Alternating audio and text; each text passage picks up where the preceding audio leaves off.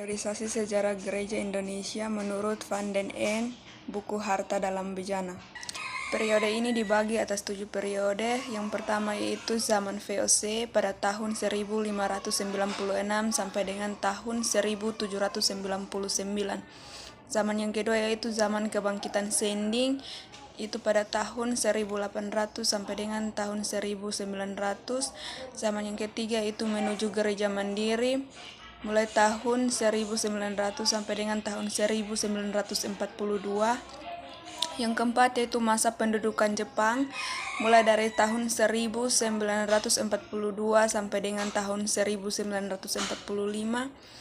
Dan yang kelima yaitu gereja dalam masa kemerdekaan, yaitu pada tahun 1945 sampai 1950. Yang keenam yaitu organisasi dan ekspansi gereja pada tahun 1550 sampai dengan 1965.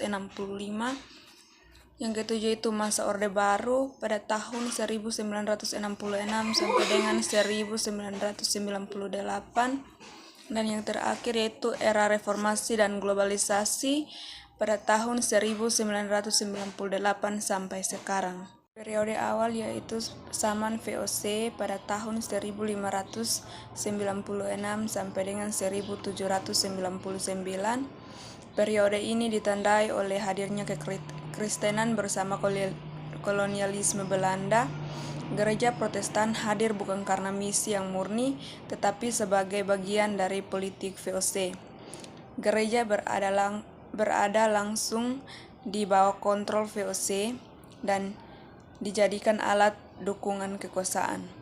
Usaha pekabaran Injil sangat lemah, tidak ada pendeta pribumi dan jemaat tidak berkembang karena pelayanan rohani tidak menjadi prioritas. Akibatnya kekristenan hanya berkembang di wilayah terbatas seperti Ambon dan sebagian kecil di Minahasa. Kedua adalah periode kebangkitan pekabaran Injil pada tahun 1800 sampai dengan tahun 1900.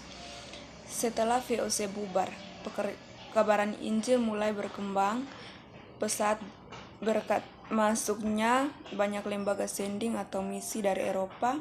Masa ini disebut Van den End sebagai abad pekabaran Injil. Tahun 1900 sampai dengan tahun 1942 munculnya periode menuju gereja mandiri. Pada masa ini mulai muncul kesadaran bahwa gereja harus berdiri sendiri. Jemaat-jemaat lokal menuntut kemandirian dari sending asing. Gereja-gereja lokal berdiri misalnya HKBP Batak, GMIM Minahasa, GMP Maluku, GKJ Jawa, dan Cikal Bakal Gemit, GKS, GKE, Lembaga Pendidikan Teologi melahirkan pendeta pribumi.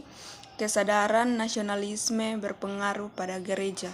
Periode menuju gereja mandiri, muncullah periode pendudukan Jepang pada tahun 1942 sampai dengan tahun 1945, di mana sending asing dilarang dan semua pendeta Belanda ditahan.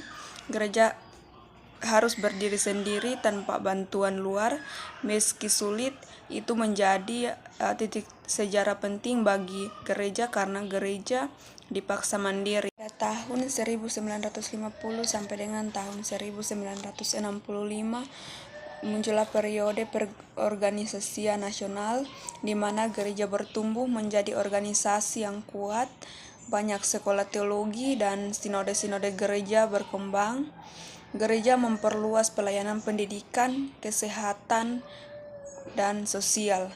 Gereja juga memperdalam refleksi teologi yang relevan. Zaman periode perorganisasian nasional dilanjutkan dengan periode Orde Baru pada tahun 1966 sampai dengan 1998, di mana pemerintah Orde Baru membatasi kebebasan gereja secara politik.